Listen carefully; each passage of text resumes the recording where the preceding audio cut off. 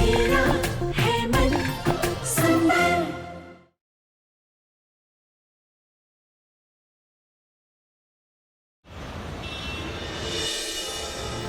देखना बेटा, तुम्हारी आवाज भी जल्दी लौट आएगी, तुम ठीक हो जाओगे।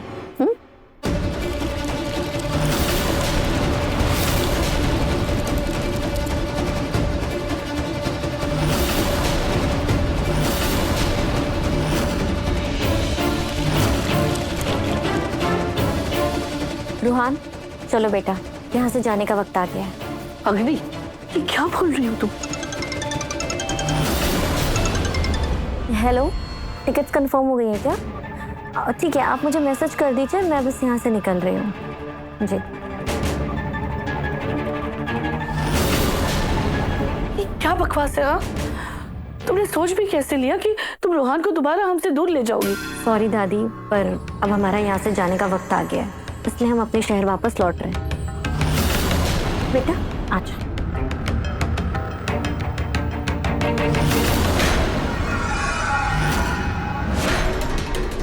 अग्नि, अग्नि, तुम्हारा दिमाग तो ठीक है ना? क्या बकवास कर रही हो तुम?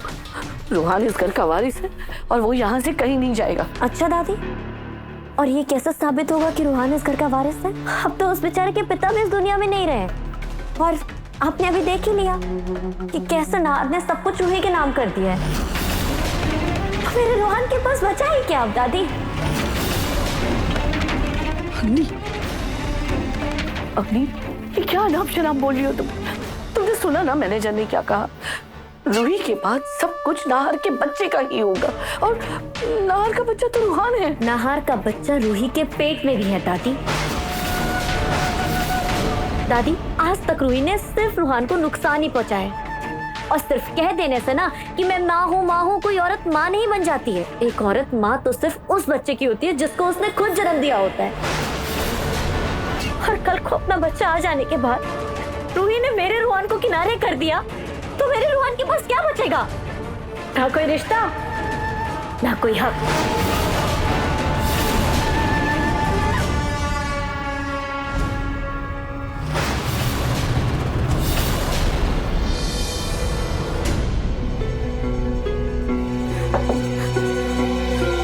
अग्नि, ये तुम क्या बोल रही हो?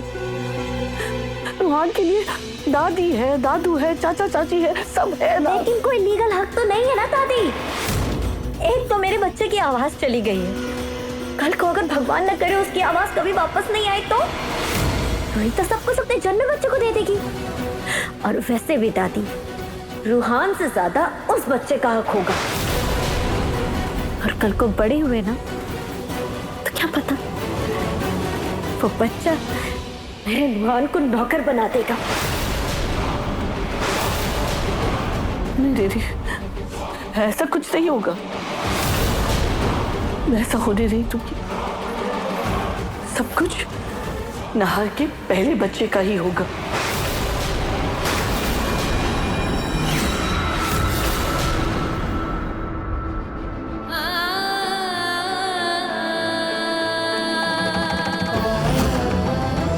पंडित जी अभी तक नहीं आए।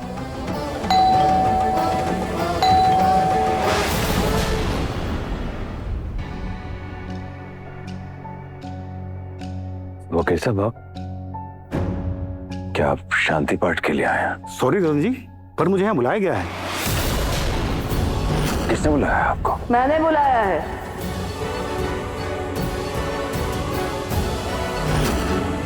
माँ जी, आप ऐसे समय पर वकील साहब को घर पे क्यों बुलाई हैं? वकील साहब, मैंने जो आपसे पेपर्स लाने को कहे थे वो आप ले आए?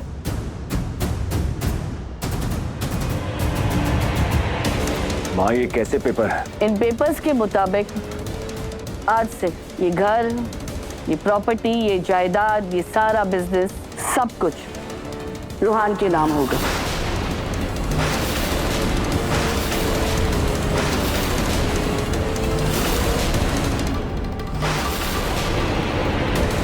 माँ जी, रूहान अभी बहुत छोटा है, आप उसके नाम पे सब कुछ कैसे कर सकती हैं? वकील साहब, इन्हें बताइए ये मैं कैसे कर सकती हूँ।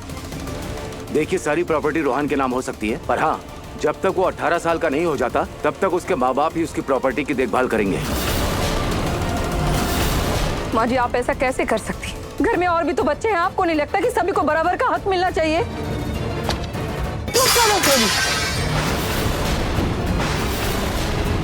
सोनी, तुम शायद भूल गई कि नाहर के दादाजी की वसीयत के मुताबिक ये सब कुछ नाहर के बच्चे का होना था। मैं बस यही चाहती हूँ कि वो बच्चा रूहान हो और रूहान के 18 साल के होने तक सारी जायदाद और प्रॉपर्टी की देखभाल अग्नि करेगी।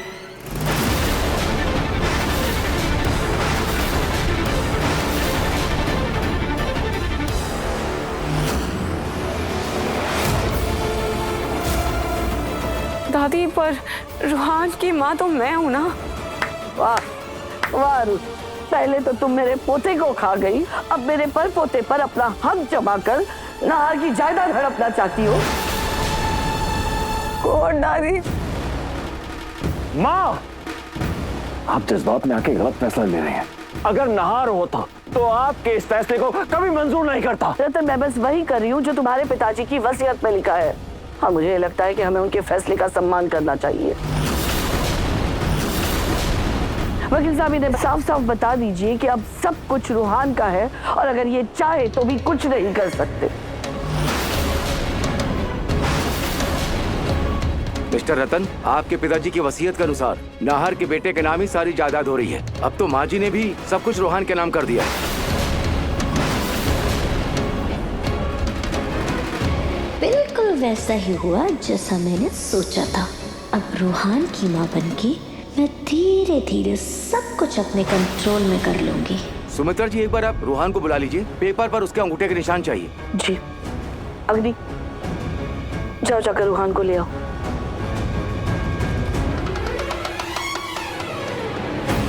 देखा नाहर जी, आपके जाते ही इस घर का क्या हाल हो गया है। हो न हो इन सब के पीछे अपनी का ही हाथ है, क्योंकि दादी को तो आपकी मौत के बाद कुछ सुध ही नहीं है।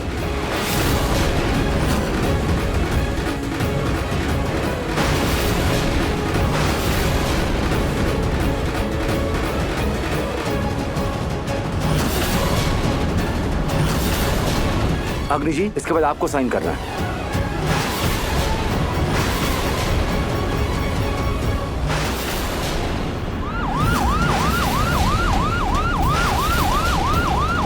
अग्नि जी, आप यहाँ साइन कर दीजिए। इतने बड़े घर की मैं मालकिन बनूंगी।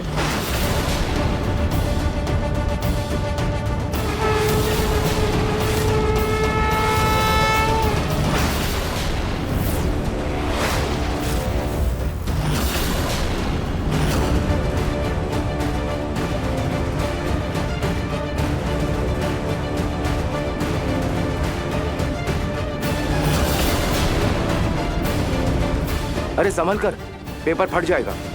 जी।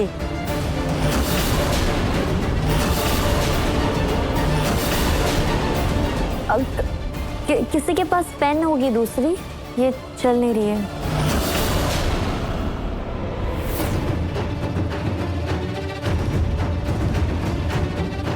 पेन दो ना अगर किसी के पास है तो।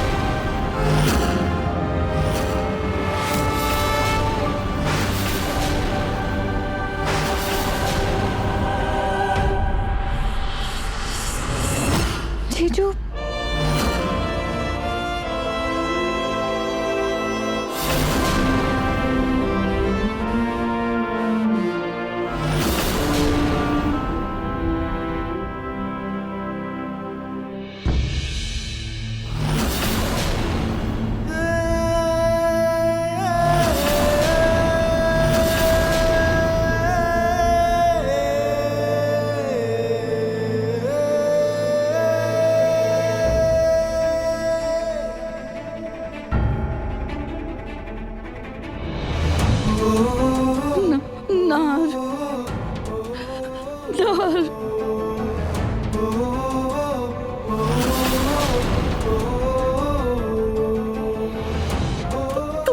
तुम घर वापस आ गए ना। तुम आ गए वापस। मेरा नार वापस आ गया।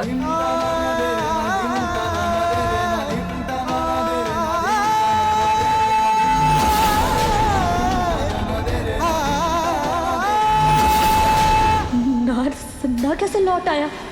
उसने तो मुझे देख लिया था। कहीं वो सबको मेरे बारे में ना बताते।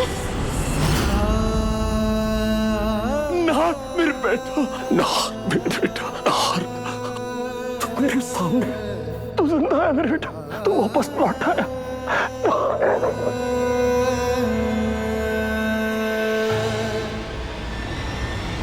बेटा तुम वापस आ गए। मैंने तो तुम्हारी उम्मीद ही छोड़ दी, पर धन्य है खाटू जी का जो उन्होंने मेरे जीवन की बगिया को फिर से खिला दी। मेरे तीनों बच्चे मेरे आंखों के सामने हैं, मुझे और क्या चाहिए।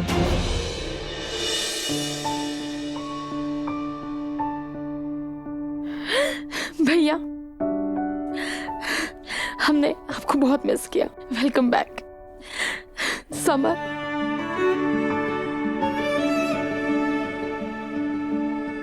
भैया भैया भैया, I missed you so much भैया। भैया अब सिर्फ मेरे भाई नहीं, अब वो स्ट्रॉन्ग पिलर हो जिसके बिना कुछ भी नहीं हो भैया। I missed you so much. I'm fine. मैं ठीक हूँ। प्लीज मुझे थोड़ा स्पेस दो प्लीज।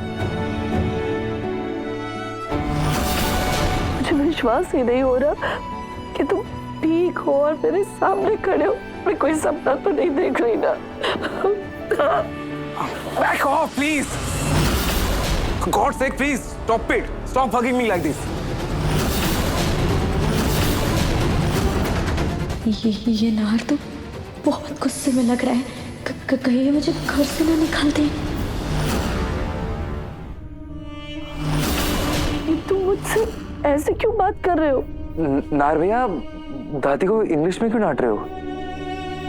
दादी, समर भैया देखिए ना, नार जी की सर से पांव तक पट्टी लगी हुई है। उन्हें काफी चोट लगी हुई है। वो ठीक से खड़े भी नहीं हो पा रहे हैं, इसलिए शायद वो थोड़े ऐसे चिड़चिड़े हो रहे हैं। वो थोड़ी देर आराम करेंगे ना तो बेहतर महसूस करेंगे। नार जी आप चलिए, आराम कर लीजिए। नार के आने की खुशी में हम ये भूल गए कि नार के साथ बहुत बड़ा हादसा हुआ है। उसे बहुत चोट लगी है और वो दर्द में है। नार बेटा चल अंदर चल। पेपर्स पर तो इंक गिर गई है, अब पेपर्स दोबारा बनाने पड़ेंगे। वकील साहब, अब मेरा पोता वापस आ गया है ना, तो हमें इन पेपर्स की कोई जरूरत नहीं।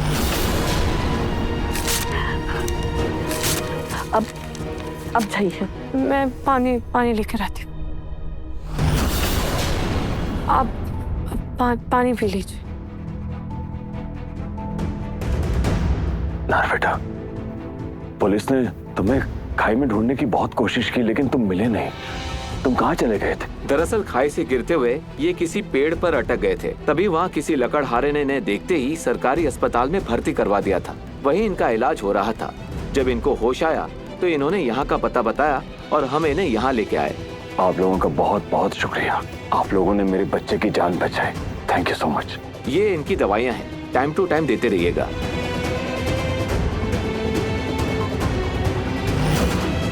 दरअसल मैंने तुम्हारे लिए शांति पूजा रखवाई थी। एक मिनट।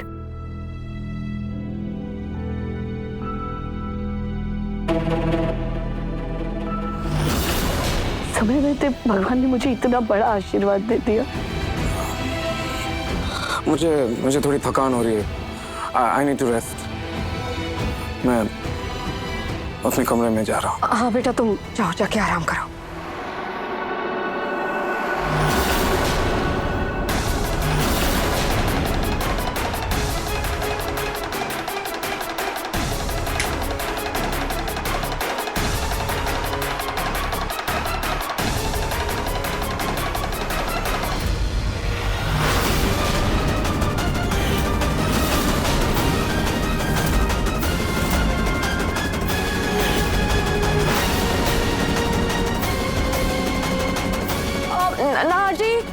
नाहर जी, वो अगर आपको कुछ खाना है तो आप मुझे बता दीजिए ना। आप किचन में क्यों जा रहे हैं? नाहर बेटा, तुम्हें जो भी खाना हो ना मुझे बताना, मैं खुद सब बनाऊंगी तुम्हारे लिए। आप चलिए, मैं आपको कमरे तक लेकर चलती हूँ। नाहर ने मुझे कुछ कहा क्यों नहीं? आखिर इसके मन में चल क्या रहा है?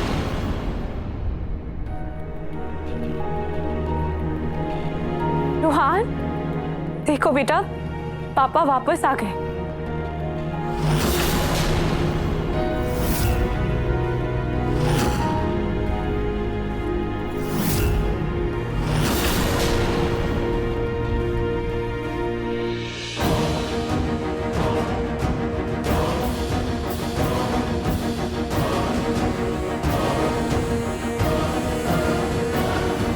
नाहर जी, आपको इतनी चोटें लगी हैं, इसीलिए आप भी नहीं चाहते ना कि रूहान आपसे ऐसे मिले। कोई बात नहीं बेटा, आप पापा से थोड़ी देर बाद मिल लेना।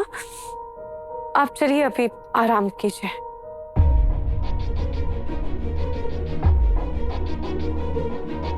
भैया ने रूहान को देख के गले तक नहीं लगाया। इनफैक्ट हम सबको देखकर भी उनके चेहरे पे कोई खुशी नहीं आई। भैया इतने पतले पतले से क्यों लग रहे हैं? अवनी बेटा, नाहर के साथ बहुत बड़ा हादसा हुआ है। वो मौत के मुंह से वापस आया और उसे बहुत चोटें भी लगी हैं। समय के साथ साथ सब ठीक हो जाएगा बेटा। हाँ, नाहर इतना अजीब सा क्यों बर्ताव कर रहा है?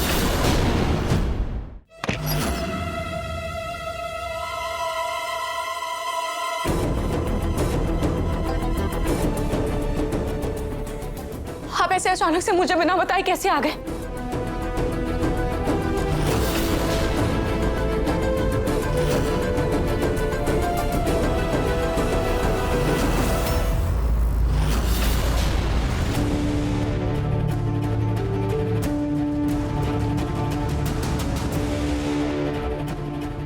Wow. I was expecting a thank you, but how selfish of you. तुमने तो सीधा मुझ पर अटैक ही कर दिया। नहीं, मेरा वो मतलब नहीं था। अगर आप मुझे पहले बता देती कि आप आ रहे हैं तो मैं आपको नाहर जी के बारे में बता देती, उनके हाव भाव समझा देती, परिवार के बारे में बता देती। नाहर,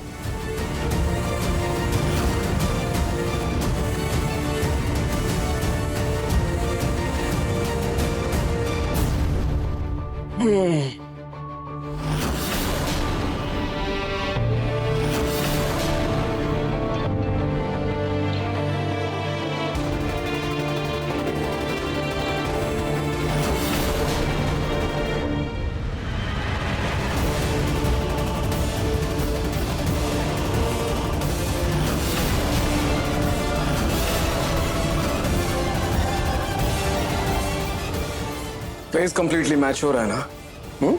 बाकी मुझे किसी नॉलेज की जरूरत नहीं है। I am good. वैसे इस फोटो को देखकर मुझे भी थोड़ा डाउट हो रहा है। कहीं मेरे मॉम के जुड़वे बच्चे तो नहीं थे? किसी लंदन के मेले में तो नहीं खो गए थे हम? मतलब एक भाई इंडिया में और एक दूसरा भाई लंदन में। Crazy coincidence, you know.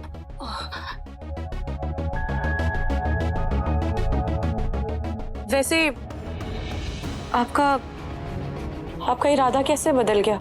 आपने तो मुझे सीधा मना कर दिया था ना।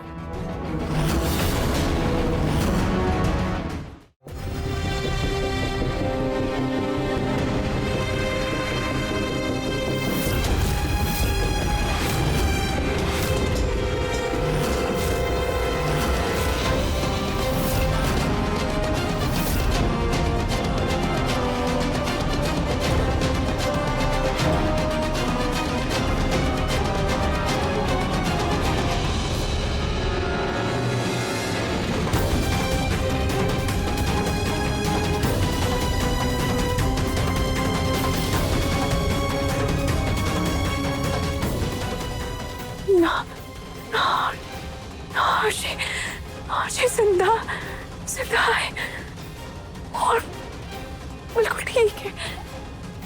और अगर वो ठीक है तो वो घर क्यों नहीं आए? और वो यहाँ ये कौन सा ऑफिस आए हैं? मुझे अंदर जाकर पता करना होगा। अरे सुनिए सुनिए मैडम, कहाँ जा रही हो?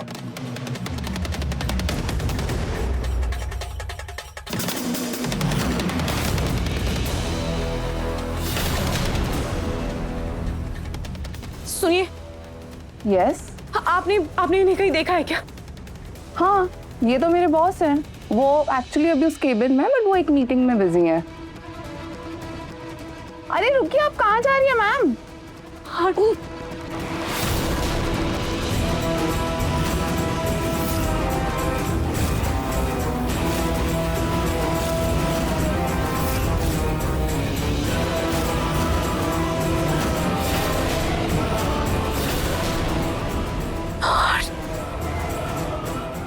बिजनेस एक्सपो होस्ट कर रहे हैं। आप सह परिवार अगर जयपुर आ सकें तो मुझे बहुत खुशी होगी। जी जी जी। मैं चाहती हूँ ऐसे परिवार से झूठ बोलना ये सही नहीं है, लेकिन अगर आपके हादसे के पीछे अपनी का हाथ है तो मैं उसे उसके किए की सजा दिलवा कर रहूंगी। मन सुंदर रात 8 बजे दंगल टीवी पर।